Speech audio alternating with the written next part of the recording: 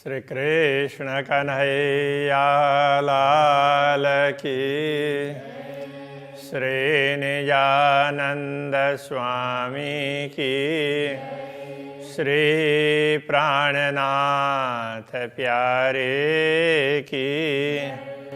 सोई मोमिन जाको सक नहीं और दिल अरश हक हुकाम, पट खोले नूर पार के आए दिल में हक कदम, आए दिल में हक कदम।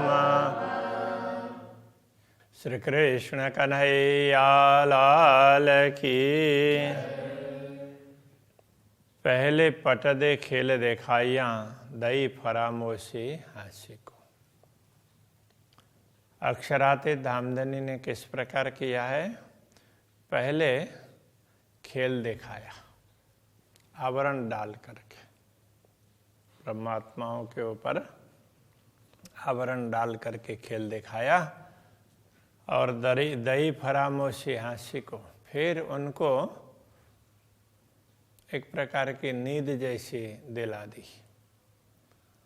तो वो किस लिए? हास्य करने के लिए। दिया बेशक इल्म अपना, फिर उनको जागृत करने के लिए ज्ञान भी दिया, ब्रह्म ज्ञान, तारतम ज्ञान, स्वयं आकर के ज्ञान दिया। तो भी न आवे होश में।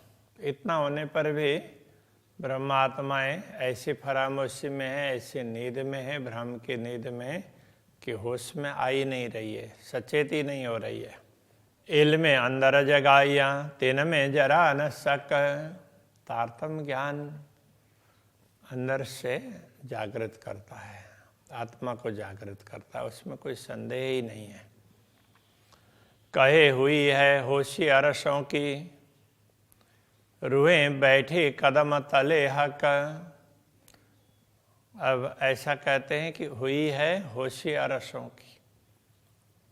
तो अरसों धाम के विषय में जानकारी हुई है ब्रह्मात्माओं को, तारतम ज्ञान प्राप्त होने से। धामों के विषय में, कौन कौन से धाम के विषय में? अक्षरधाम और परम धाम, क्योंकि अखंड अविनाशी यही है।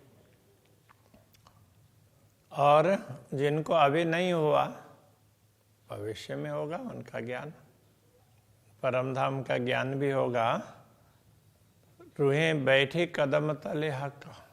तो ये ब्रह्मात्माएं पूर्ण ब्रह्म परमात्मा के चरणों में बैठी है, ऐसा भी अनुभव होगा। इन बातों शक जरा नहीं, तो दिल अरश कया मोमिन। इन बातों में जरा भी संदेह नहीं है ब्रह्मात्माओं के हृदय में। हाँ, इसलिए ब्रह्मात्माओं को धाम हृदया कहा है। तो भी टले ना बेहोशी।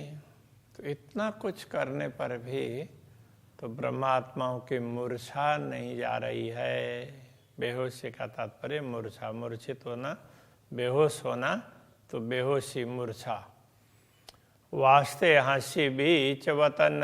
तो परमधाम में उनकी हंसी होनी है ना, इसलिए उनकी मूर्छा नहीं जा रही है। बिरा सुनत रूहें अरस की, तबहीं जात उड़तन।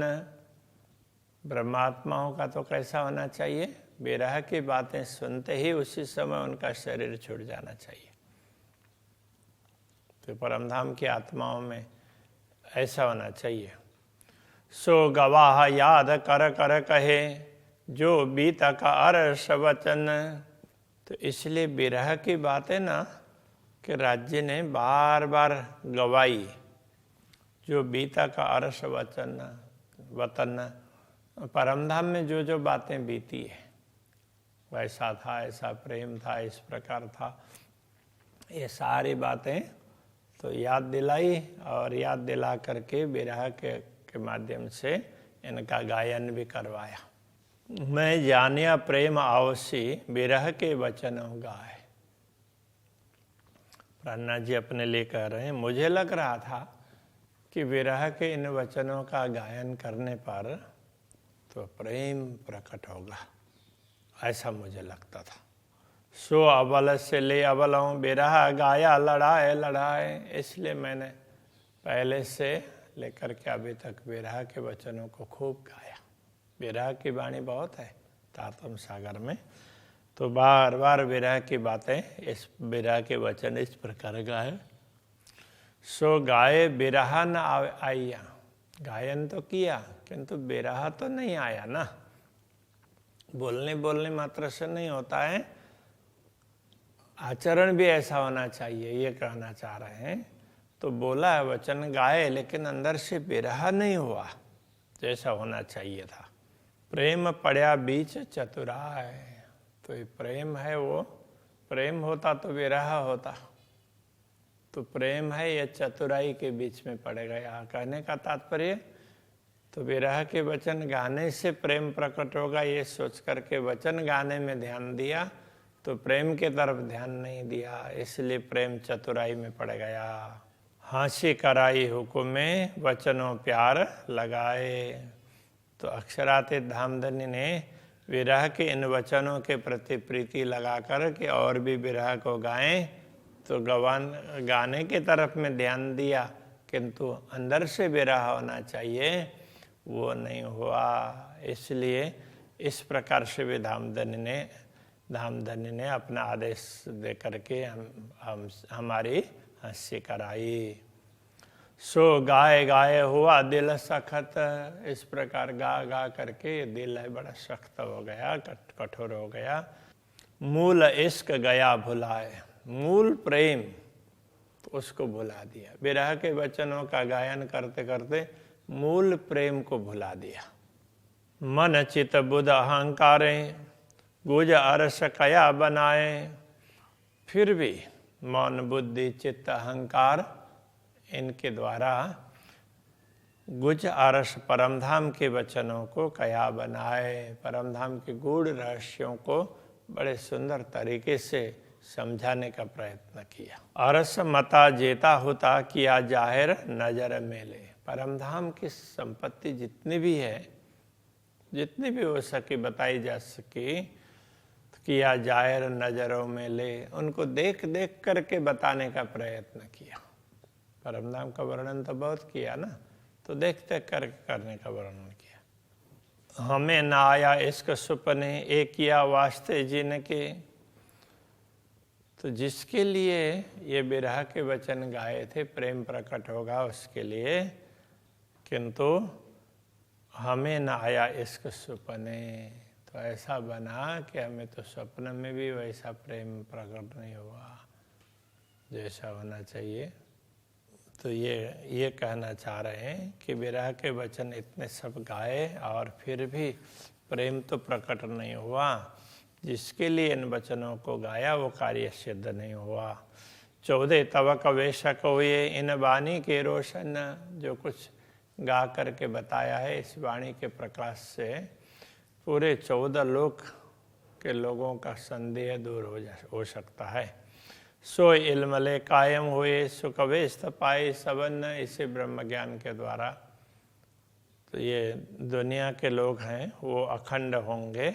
सुखवेस्त पाए सबन, तो दुनिया के लोगों को मुक्ति मिली और बहुत लोगों को मुक्ति मिली, बहुतों को मिलेगी।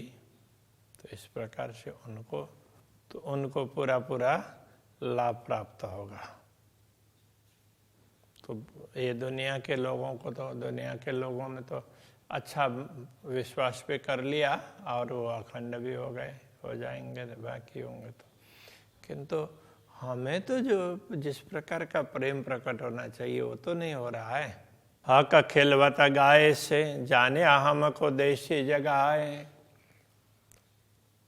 मूल मिलावा का वर्णन और धामधनी के एकांत विहार एकांत लीला का वर्णन करने से कि हमें लगा कि हम धामधनी हमें जागृत कर देंगे। जाने हमको देशी जगह है, हमें ऐसा लगा कि धामधनी हमें जागृत कर देंगे। इसका पूरा आवश्य प्रेम हमारे अंदर पूरा पूरा प्रकट होगा, ऐसा हमने माना। पर हक के हास्य करे उल्टाए, किंतु उल्टा ये हुआ कि धामधनी ने तो हमारी हंसी कर दी, हमारा मजाक बना दिया।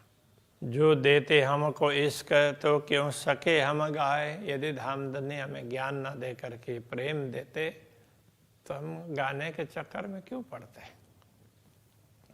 दिल अरस पहुँचे रूह इसके, अरस दिल रूह इसके पहुँचे, ऐसा समझना पड़ेगा। वो आत्माएं जिनका हृदय परमधाम बना है, ऐसी ब्रह्म आत्माएं तो प्रेम से ही परमधाम पहुंचती है। तो ये तक क्यों रहो रूहों जाए। तो ऐसी आत्माओं से इस दुनिया में रहा ही नहीं जा सकता, वो तो सीधा सीधा परमधाम पहुंच ही जाएंगे। सब अंग हमारे हक हाथ में, इश्क मांगे रोए रोए। सारे अंग हमारे धामधनी के हाथों में हैं, इसलिए हम इश्क मांगे रोए रोए। उनसे हम रो रो करके प्रेम मांग रहे हैं। आप हमें प्रेम दीजिए, इश्क दीजिए मोए अपनो, मैं तासु करूं मिलाप। सब अंग हमारे बांध के, हक आप करे हाँसी सोए। तो धामधनी क्या करते हैं, हमारे सारे अंगों को बांध करके हमारी हंसी करवाते हैं, ऐसा उनको लगा। बांधना का तात्पर्य बांधना ने अधीन करके, तो राज्य ने अपने अधीन किया है और इस प्रकार वो हमारी हंसी करवा रहे हैं। हम हुक्म के हाथ में, हक के हाथ हुक्म, हम तो स्वयं हुक्म के हाथ में है और धामधनी के हाथ में हुक्म है। ये तो हमारा क्या चले, ज्यों जानो त्यों करे खसम। तो यहाँ हमारा क्या चलेगा, जैसा राज्य चाहेंगे वैसा ही होगा ना, जैसा परमात्मा चाहते हैं वैसा ही होता है। बाकी तो दूसरे लोग हैं तो जो सेवा उसमें अर्जी में बोलते हैं ना, तो यहाँ उस तरह से राज्य ऐसा करते हैं, ऐसा करके वहाँ प्रार्थना क्या भाव में कहा है, हम तो हाथ हुक्म के हक के हाथ हुक्म खेलवत ग्रंथ में इस प्रकार की चौपाई है। और यहाँ इस प्रकार समझाया, वो थोड़ा बहुत उसको शब्द आगे पीछे हैं। तो यहाँ हमारा क्या चलेगा, तो राज्य जैसा चाहते हैं वैसे ही तो करते हैं। तो ये तो वहाँ है प्रार्थना के भाव में, आपको जैसा ठीक लगे वैसा कर लीजिए। महामत कहे ऐ मोमिनो, हके भुलाए हाँसी को। महामति कहते ही ब्रह्मात्माओं, पूर्ण ब्रह्म परमात्मा ने हमें भूल में डाला, हमें भुलाया है, तो वो हंसी करने के लिए। हम दौड़े जाने वाले इश्क, हमें तो लगा कि हम प्रेम लेकर के दौड़ेंगे तो हमारे अंदर प्रेम आएगा, हम उसी के अनुसरण करेंगे। हमको डारे बका इल्मो, तो उसके स्थान पर हमें तो परमधाम के अखंड ज्ञान में डाल दिया, उसमें लगा दिया कि तुम इस तरह से सब ज्ञान की बातें बताओ। तो क्या कहना चाह रहे हैं,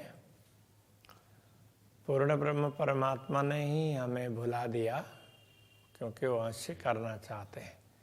तो हम तो प्रेम लेकर के दौड़ना चाह रहे थे, किंतु हमें ज्ञान में डाल दिया और ये सारा ज्ञान हमारे माध्यम से दुनिया को दिलाया, ऐसा कहना चाह रहे हैं।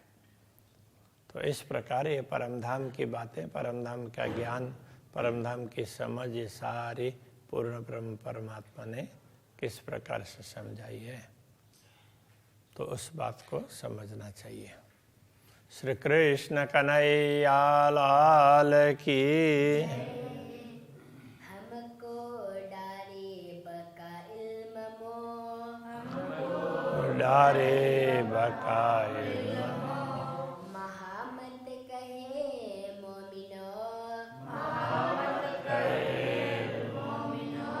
हके भुलाए हाशी को,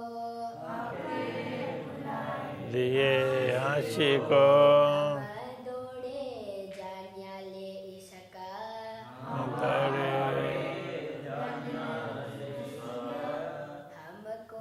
डारे बका इल्म मो,